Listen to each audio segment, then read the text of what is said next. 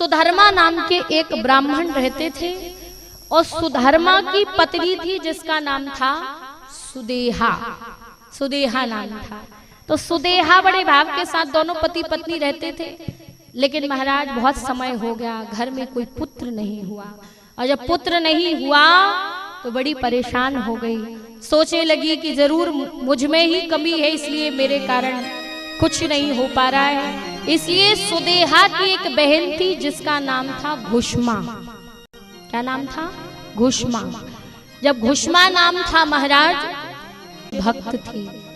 घुष्मा प्रतिदिन शिव के 101 पार्थिव शिवलिंग बना करके पूजन अर्चन करती थी और तालाब में विसर्जन करती थी बड़े भाव के साथ। महाराज समय आने पर धीरे धीरे शिव की भक्ति के साथ समय आने पर घुष्मा से एक पुत्र की प्राप्ति हुई। घुष्मा को एक पुत्र हुआ तो प्रेम सहित सब उसकी खूब बड़ाई करते। अब जब सुदेहा को पुत्र नहीं था, घुष्मा को पुत्र हो गया, तो सुदेहा के मन में अपनी बहन के प्रति ईर्ष्या द्वेष हो गया। महाराज ठीक है, ईर्ष्या द्वेष जब से वो बालक हुआ तभी से पनप रहा था। प्रेम सहित लालन पालन पोषण उस बालक का सुदेहा ने ही किया, क्योंकि घुष्मा तो निरंतर शिव भक्ति में लगी रहती थी। लेकिन जब महाराज उस बालक का विवाह हो गया, घर में बहू आ गई, तब तो सब लोग घुष्मा की खूब तारीफ करें, घुष्मा को खूब प्रेम सहित उसका खूब सम्मान करें। सुदेहा को कोई पूछता भी नहीं था। सुदेहा को बड़ा ईर्ष्या हुई, बड़ी जलन हुई। बाहरी बनावटी रुदन कर रही, बनावटी रो रही है महाराज। लेकिन घुष्मा शिव की भक्त है, दुख तो हृदय में अपार है। जिस मां ने अपना पुत्र खोया महाराज, उसकी तो क्या गति होगी।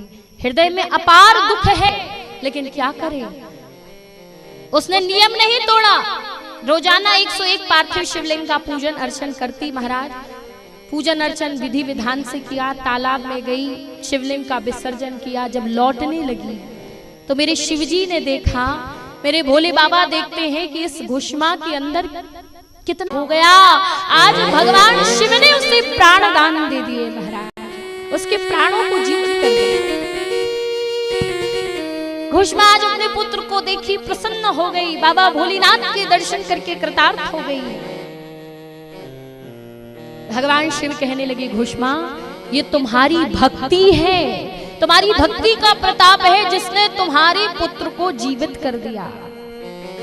हे घुष्मा, तुम्हारी बहन ने तुम्हारे पुत्र को मार डाला था।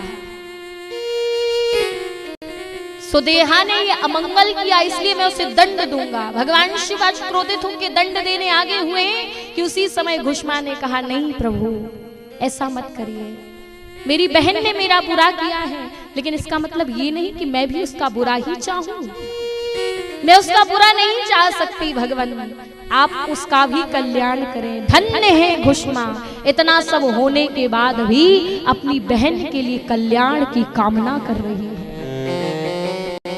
और तो और महाराज, आज प्रेम सहित घुष्मा की ऐसी भक्ति देख करके मेरे भोलेनाथ जी इतने प्रसन्न हुए। कहने लगी, घुष्मा मैं तुम्हारी भक्ति से इतना प्रसन्न हूं कि सब प्रकार से मैं तुम पर कृपा करूंगा। घुष्मा कहने लगी, भगवान आप सदैव के लिए भक्तों पर कृतार्थ, भक्त कृतार्थ हो, इसलिए यही विराजमान हो जाइए। भगवान ने कहा, ठीक है मैं यही विराजमान रहूंगा, लेकिन मैं यहाँ अपने नाम से नहीं बल्कि तुम्हारे नाम से जाना जाऊंगा। अद्भुत रूप में तब से भगवान का वही नाम, वही ज्योतिर्लिंग घुष्मेश नाम हुआ और वही घुष्मेश्वर महादेव जी कहलाए हैं। बोलिए घुष्मेश्वर महादेव की।